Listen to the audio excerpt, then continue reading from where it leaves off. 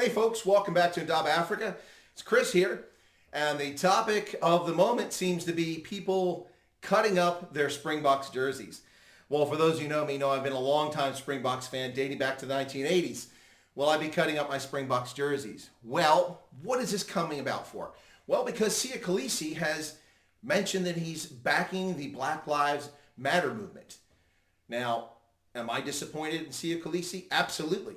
Absolutely. Don't think the man fully understands what it is he's talking about or whom he's backing. As we see Black Lives Matter members beating people in the streets here in the U.S., burning cities, looting, and demanding not equal treatment, but superior treatment. Now, don't misunderstand. The concept of Black Lives Matter came from a good intention by a certain number of people who meant well, but it's been distorted beyond all belief. So will I be destroying my Springboks jerseys? Well, let's talk about what Sia had to say.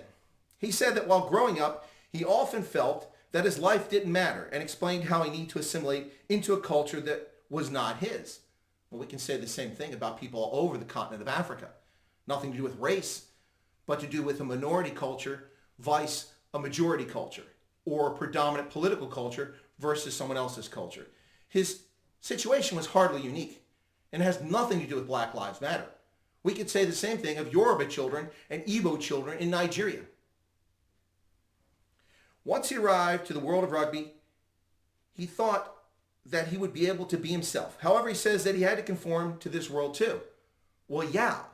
When I enlisted in the Army, I had to conform to the Army culture. I joined something different. I wasn't allowed to bring my rural Appalachian culture to the Army and make it change because I wanted to join the Army. You wanted to be a Springbok. The Springbok culture has certain aspects of it. When I first got in the Springbok environment, everything was done in Afrikaans, and I couldn't speak Afrikaans at all. Well, I understand that.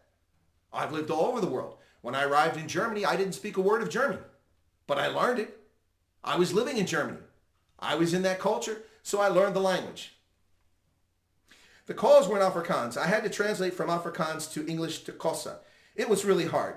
I reacted late and felt stupid and embarrassed, he added, and my culture wasn't there. We're representing South Africa, but it didn't feel like I was valued enough. I just had to be grateful to be there. So, see, your point is that because the calls on a line out were done in Afrikaans, not in Xhosa, you felt excluded. Can I ask you this question, Sia?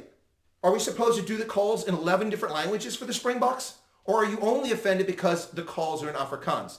Well, ladies and gentlemen, Sia said he didn't feel that he could speak out and ask that things be done differently until a few years later.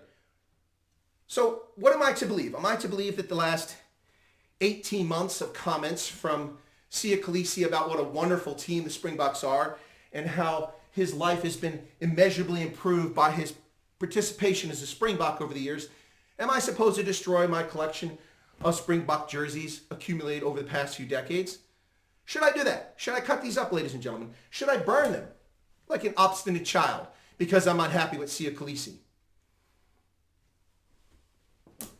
You tell me. By the way, these weren't free. I had to pay for these with hard-earned dollars, which I had to translate into rand, Sia, not in dollars. I had to pay rand, translate and lose something, but I wanted it. It was valuable to me to have a Springbok jersey.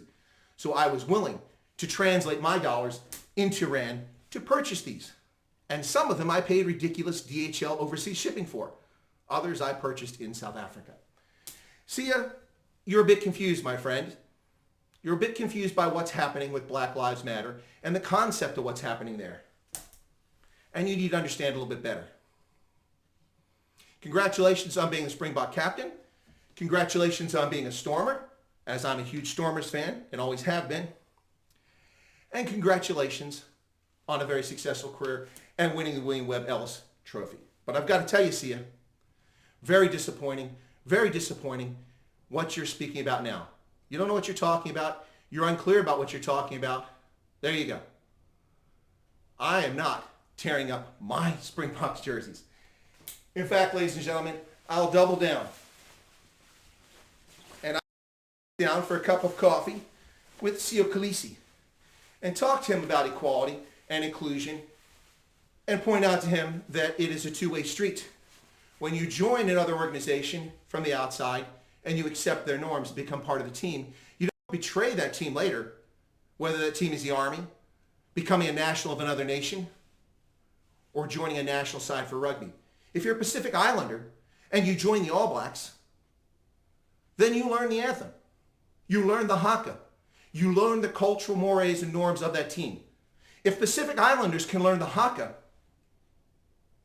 why can't Sia Kolisi learn Afrikaans to do lineouts? Ladies and gentlemen, I am not cutting up my Springboks jerseys, and I hope that you don't either. Because to me, it's a silly waste of resources and time, and it's not a good use of your money. Particularly in the midst of a pandemic in which millions of people no longer have employment, why would you want to tear these things up?